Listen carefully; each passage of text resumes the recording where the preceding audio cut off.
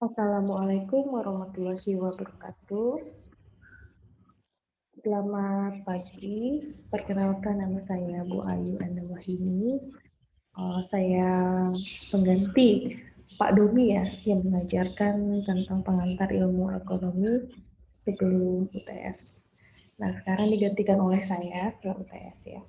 Nah, kebetulan kita bertemu di pertemuan ke-8, pembahasan topiknya itu tentang makroekonomi.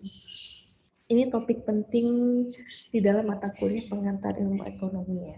Pembahasan tentang mikro, makro itu dibahas di pengantar ilmu ekonomi. Jadi untuk pengenalan tentang keilmuan ekonomi ini pembahasan yang basic tentang makroekonomi. Nah, apakah itu makroekonomi? Kalau digambarkan ya menjadi sebuah konsep makroekonomi ini gambarannya seperti ini. Ya kan. Jadi makroekonomi itu ada yang membahas tentang data makro, ya kan, seperti memperhitungkan pendapatan suatu negara, biaya hidup. Ada juga yang membahas tentang konsep perekonomian real itu seperti apa jangka panjang, seperti produksi, pertumbuhan di suatu negara, tabungan, investasi, dan melihat penurunan atau peningkatan pengangguran dan lain sebagainya. Ada juga yang membahas tentang uang dan harga dalam jangka panjang dalam sebuah sistem moneter ya, seperti ada deflasinya, penyebabnya apa, inflasi, penyebabnya apa, dan lain sebagainya. Nah, ada juga di makroekonomi membahas tentang perekonomian terbuka, ya tentang konsep-konsep dasar, apa sih itu perekonomian terbuka, dan lain sebagainya. Kemudian membahas tentang fluktuasi ekonomi dan jangka pendek itu seperti apa, seperti penawaran dan permintaan agregat itu bagaimana, pengaruh kebijakan fiskal, moneter terhadap permintaan agregat seperti apa, trade-off jangka pendek antara inflasi dan pengangguran seperti apa, hingga pada pemikiran akhir ya, 5 perdebatan yang menyangkut tentang makroekonomi. Nah, kalau kita perhatikan, pembahasannya ini sangat padat ya di makroekonomi dan ini membahas semua tentang ini gitu. Jadi membahas tentang sebuah negara secara garis besar terhadap persepsi perekonomian. Nah, ini kalau digambarkan konsepnya seperti ini. Nah, ini nanti kita coba bahas satu persatu. Nah, untuk topik ini, makroekonomi ini saya bagi menjadi 2 kali pertemuan ya. Pertemuan ke-8 dan pertemuan ke-9. Nah, jadi ilmu makroekonomi. Nah, ini basicnya sekali definisinya supaya kalian nggak blur ya. Basicnya seperti apa? Nah, ilmu makroekonomi itu studi tentang fenomena ekonomi secara keseluruhan. Ya kan, meliputi inflasi, pengangguran, pertumbuhan ekonomi. Nah, kalau lihat dari definisi apa ya, secara singkatnya itu dia membahasnya secara makro. Makro itu berarti secara besar, berarti secara menyeluruh ya.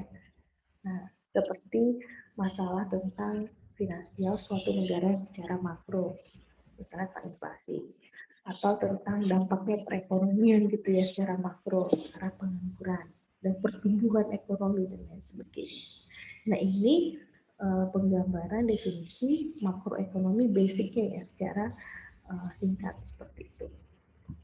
Nah, kita bahas satu persatu. Bagian dari pembahasan tentang makroekonomi itu adalah tentang perhitungan pendapatan suatu negara. Nah, kalau kalian perhatikan dari gambar ini, saya rasa pasti Pak Domi pernah lah ya menjelaskan secara singkat gambar ini. Di sini ini kalau kita perhatikan ada empat peran ya, atau 4 aktor. Nah, ada mereka yang menjadi bergerak kepada pasar barang dan jasa. Ada pihak untuk rumah tangga, ada pasar faktor produksi, ada perusahaan. Bagaimana cara membaca bagian di sini? Nah, kita perhatikan. Kita baca dari rumah tangga ya, dari rumah tangga. Rumah tangga itu bisa dikatakan adalah seperti kita suka membeli ya, membeli barang, membeli jasa gitu ya. Kita itu orangnya konsumtif, itu bagian dari peran di rumah tangga. tidak hanya kita sebagai pihak yang mengkonsumsi barang dan jasa, tetapi kita juga bekerja seperti itu kan untuk bisa menghasilkan pendapatan. Jadi peran rumah tangga itu juga bisa menghasilkan tenaga kerja yang nantinya akan menjadi pasar faktor produksi. Jadi rumah tangga ini menghasilkan tenaga kerja, ya kan, tidak hanya tenaga kerja, rumah tangga juga bisa menghasilkan tanah, modal, dan lain sebagainya. Nah, kan manusia itu kan pasti selalu berusaha ya. Mereka itu ingin berusaha untuk bisa bertahan, untuk meningkatkan perekonomiannya gitu kan, dengan cara mereka yang bekerja sebagai tenaga kerja, atau mereka punya modal, punya tanah untuk mengembangkan usahanya dan lain sebagainya. Nah, faktor-faktor seperti tenaga kerja, tanah, dan modal itu dikatakan faktor produksi. Nah, peran dari faktor produksi dalam sebuah pasar faktor produksi ini sangat berguna sekali di perusahaan. Gitu. Perusahaan itu sangat bergantung sekali dengan pasar faktor produksi, ya kan? Karena perusahaan ini bisa hidup adanya faktor produksi, adanya peran tenaga kerja di dalamnya, ada tanah, ada modal. Nah, untuk menghasilkan barang dan jasa seperti itu. Nah, sehingga menghasilkan barang dan jasa ini nanti akan dikonsumsi oleh manusia ke rumah tangga lagi. Jadi alurnya terus aja seperti itu. Nah, itu alur untuk lebih ke arah perdagangan ya, perdagangan atau saling tukar menukar ya. Misalnya, contohnya di sini kita baca pembelian barang dan jasa itu oleh rumah tangga. Tetapi rumah tangga itu tidak hanya membeli barang dan jasa, dia akan menghasilkan tenaga kerja dan juga ada tanah dan modal. Dari situ akan menjadi inputan untuk perusahaan. Nah, dari situ perusahaan akan menghasilkan barang dan jasa yang akan diperdagangkan. Nah, kalau kita baca dari alur finansialnya, yang tanda merah ini kita perhatikan, nah di sini itu ada yang namanya penerimaan dan pengeluaran GDP ya, atau GDP. Nah, kalau kita perhatikan di sini, rumah tangga ini dia melakukan pembelian barang dan jasa gitu ya. Nah, jadi di situ ada pengeluaran gitu ya. Setiap gajian, misalnya kalian nanti bekerja, pasti uang itu dikeluarkan untuk memenuhi kebutuhan ya, untuk membeli barang atau jasa dan lain sebagainya. Nah, tetapi pengeluaran yang kita berikan, yang kita keluarkan itu akan menjadi masukan buat perusahaan, penerimaan GDP. Nah, kemudian perusahaan itu memperoleh penerimaan GDP itu untuk apa? Untuk bisa mengelola perusahaannya dengan cara membayar gaji karyawan, upah, sewa, dan laba. Untuk membayar pasar faktor produksi yang nantinya itu akan menjadi pendapatan buat kita gitu, yang bekerja gitu ya, tenaga kerja. Nah, balik lagi tenaga kerja tersebut pendapatan digunakan untuk membeli atau mengeluarkan ya, memberi atau mengeluarkan uang untuk memperoleh kebutuhannya. Jadi alurnya seperti itu terus ya. Itu alur finansialnya. Nah, jadi kemudian itu salah satu ya untuk perhitungan pendapatan suatu negara. Nah, alur sederhananya seperti ini. Nah, ada yang namanya produk domestik. Ya. Produk domestik bruto, atau bisa dikatakan gross domestic product atau GDP. Nah, tadi ya. Nah, itu bisa didefinisikan nilai pasar dari semua barang jadi dan jasa yang diproduksi di suatu negara selama kurun waktu tertentu. Ya, jadi kalau memperhitungkan nilai GDP itu ada rumusnya. Y sama dengan C tambah I tambah G tambah NX. Nah, sekarang kita akan bahas variabel-variabel ini apa sih, ya kan, untuk bisa mengukur produk domestik bruto di sebuah negara gitu. Nah, pertama itu ada yang namanya consumption, komponen-komponennya, yaitu ya consumption. Nah, consumption itu apa sih? Consumption itu pengeluaran oleh rumah tangga atas berbagai barang dan jasa, kecuali pembelian rumah baru ya, seperti itu ya. Jadi dia dikasihkan konsumsi ketika kita memperoleh pendapatan, ya kan? Pendapatan kita itu akan kita gunakan untuk membeli barang-barang atau jasa untuk kebutuhan utama, ya, untuk kita kebutuhan primer, sekunder, dan lain sebagainya. Data consumption. Kemudian ada investasi atau investment, ya. Dari hasil pendapatan yang kita peroleh, kadang-kadang uang kita itu ingin kita investasikan, gitu ya, untuk membeli peralatan modal, persediaan, ya kan, struktur usaha, termasuk pembelian rumah baru oleh rumah tangga dan lain sebagainya. Nah, ada juga pembelian pemerintah atau government purchase, pengeluaran atas barang dan jasa oleh seluruh lembaga dan tingkatan pemerintah pusat. Nah, ada juga ekspor neto ya, net export. Pembelian oleh pihak asing atas berbagai barang dan jasa yang diproduksi di dalam negeri. Ekspor dikurangi pembelian domestik atas berbagai barang dan jasa yang diproduksi di luar negeri atau impor. Nah, seperti itu. Jadi ada government purchase, ada juga ekspor neto ya kan. Kita mengekspor ya kan. Pembelian pihak asing ya dengan barang buatan kita Indonesia. Seperti itu bisa menjadi pendapatan apa sih produk domestik seperti itu. Nah, kalau kalian perhatikan, nah ini gambarannya. Ada banyak sekali komponennya, gambarannya seperti ini. Nah, yaitu produk domestik bruto, yaitu konsumsi, investasi itu E, pembelian pemerintah itu G. Sedangkan ekspor netonya itu sekian. Nah, kalau kita perhatikan di sini kan konsumsi, ya kan, konsumsi. Berarti kalau cara perhitungannya seperti ini, 68%, ya pasti GDP itu digunakan untuk konsumsi. Nah, investasi itu hanya 16%. Pembelian pemerintah 18%. Sedangkan ekspor neto itu min 2%. Kecil sekali ya. Seperti itu. Nah, ini untuk menghitung persentase GDP suatu negara. Nah, GDP itu juga ada dua pembahasan itu ya, dua aspek ya. Ada GDP nominal, GDP real.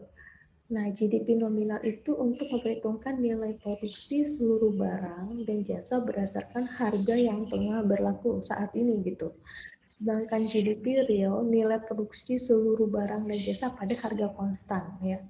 Konstan itu maksudnya harga yang bisa dikatakan rata-rata seperti itu ya, maksudnya yang stabil, tapi bukan kalau yang nominal itu ya saat yang mungkin saat ini berlaku dan mungkin nanti akan berubah lagi nanti besoknya dan lain sebagainya. Nah, ini untuk menghitung deflator GDP rumusnya seperti ini. Jadi ini akan menjadi parameter ya, ukuran tingkat harga yang dihitung sebagai rasio GDP nominal terhadap GDP real dikali dengan 100. Seperti itu. Jadi untuk menghitung deflator GDP. Nah, seperti ini cara memperhitung. Nah, di sini kalian bisa lihat ya gambaran tabelnya untuk menghitung deflator GDP-nya itu bagaimana. Kan kalau kita perhatikan dari tabel ini ya, kita mengamati harga jual sepeda sama mobil ya. Dari tahun 2001, 2002, 2003 kalau kita perhatikan harganya selalu meningkat. Ya kan? Harganya meningkat dan juga kuantitas, artinya permintaan juga meningkat seperti itu. Nah, jadi di sini kita juga bisa menghitung ya, menghitung GDP nominalnya berapa gitu. Nah, kalau kita perhatikan cara menghitungnya, ya kan, misalnya seperti ini, tahun 2001 harga sepedanya itu 1 misalnya, dikali permintaannya 100 sepeda. Nah, kemudian ditambah dengan harga mobilnya ketika 2001 2, kuantitasnya 50, dikali 50. Jadi 1 dikali 100 ditambah 2 dikali 50, harganya 200. Gitu kan. Nah, terus aja gitu. Kita hitung 2002, 2003 juga demikian. Ya, semakin lama itu semakin meningkat ya. Nah, ini juga sama ya kan. Perhitungan GDP nominalnya seperti ini. Nah, ketika kita mau menghitung GDP real, bagaimana konsepnya? Konsepnya seperti itu ya, seperti ini. Misalnya pada tahun 2001 itu satu per sepeda itu harganya ya 100 ditambah 2 dikali 50, 200. Betul. Nah, kemudian 1 dikali persepeda 150 ditambah 2 harga mobil 2 dikali 100 sama dengan 350. Nah, di tahun 2003 satu sepeda ya kan dikali 200 dengan ditambah 2 per mobil dikali 150 sama dengan 500. Nah, kalau kita perhatikan GDP real, bedanya sama di GDP nominal ya. Ini perbedaannya itu ada di harga, ya kan? Kalau misalnya GDP nominal itu kita memperhitungkan harga itu di tahun itu harganya berapa, ya kan? Makanya di tahun 2001, 2002, 2003 itu harganya itu berbeda. Nah, kita menghitungkan nominal sesuai dengan kondisi saat itu.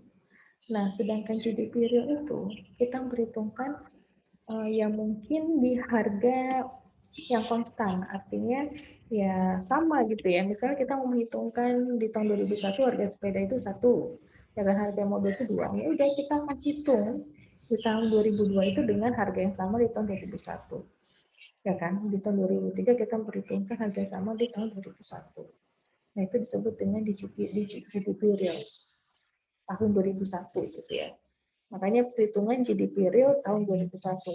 Mungkin kalau kita perhitungkan untuk perhitungan GDP real tahun 2002, dia menggunakan konsep yang harga sepedanya 2, harga mobilnya 3. Jadi harganya tidak berubah. Jadi disesuaikan dengan perhitungan GDP real tahun 2002. Jadi harganya itu tetap konstan. Nah, kemudian setelah itu kita sudah memperhitungkan GDP real, GDP nominal, tinggal kita menggunakan rumus deflator itu gitu. Nah, rumusnya tadi kan seperti ini ya. GDP nominal dibagi GDP real gitu kan. Nominalnya itu di tahun 2001 kita dapat 200. Bagi 200 dikali 100 sama dengan 100. Kemudian ini juga 600 ya kan, dibagi 350 dikali 1, satunya 1200 dibagi 500 dikali 100, 240.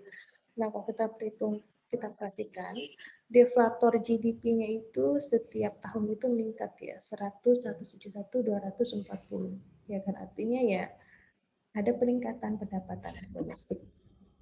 Hasilnya cukup meningkat.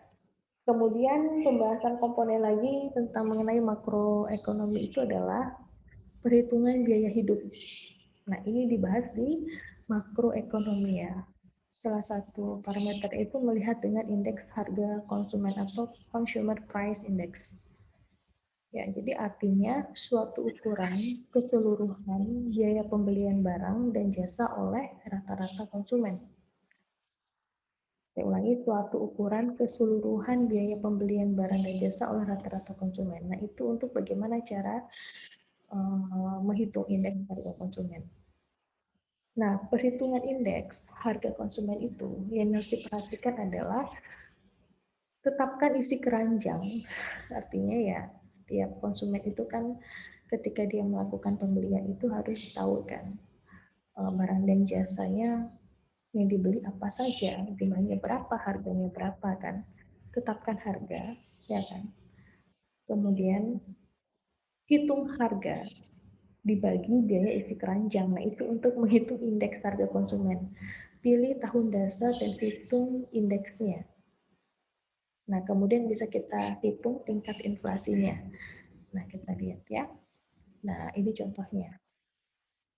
Langkah pertama itu misalnya ada survei ya. Survei untuk menentukan sekeranjang belanjaan barang yang dibeli rata-rata konsumen. Nah, di sini itu ada 4 sepeda, ada 2 mobil. Langkah pertama kan. Nah, kita akan mengikuti untuk menghitung indeks harga konsumen ya, tetapkan isi keranjang. Nah, dia tahu nih konsumen, mungkin ada konsumen yang membeli 4 sepeda dan 2 mobil. Yang kedua, kita harus tahu harganya. Tadi kan yang langkah kedua itu tetapkan harga. Tetapkan harga berarti kita harus tahu kan harganya. Tetapkan harga masing-masing barang setiap tahunnya, ya kan. Nah, kalau yang 2001 harga sepedanya 1, 2002 2, 2003 3. Harga mobil juga demikian. Ya, kamu lihat data yang kemarin yang tadi. Langkah ketiga itu hitung biaya keranjang belanja barang setiap tahun. Nah, tinggal dikalikan aja. 1 dikali 4 sepeda ditambah 2 mobil dikali 2 mobil. Sama dengan 8. Nah, demikian juga tahun 2002, 2003 dihitungnya seperti ini. Kemudian angka 4, pilih salah satu tahun sebagai tahun dasar. Biasanya tahun 2001 ya. Dan hitung indeks harga konsumen setiap tahunnya. Nah, ini menjadi tahun dasar tahun 2001, 2002, 2003. Jadi 8 ini rumusnya ada ya. Hitung harga dibagi biaya isi keranjang. Nah, berarti kan 8. 8 dibagi 8 dikali 100 sama dengan 100. 14 dibagi 8 kali 100, 175. 2003 juga sama, 250. Nah, gunakan, kita sudah dapat nih indeksnya. Nah, gunakan indeks harga konsumen untuk menghitung tingkat inflasi setiap tahun dari tahun sebelumnya. Nah, jadi cara menghitungnya itu adalah seperti ini. Kita menghitung 2002. 175 dikurangi 100 dibagi 100 dikali 100. Jadi 75%. Ya kan? Terus 2003 250 dikurangi 175 dibagi 175 dikali 100 sama dengan 43%. Ya. Jadi kita perhatikan, berarti kalau kita lihat inflasinya menurun dari 2002 2003 43%. Nah, itu saja ya.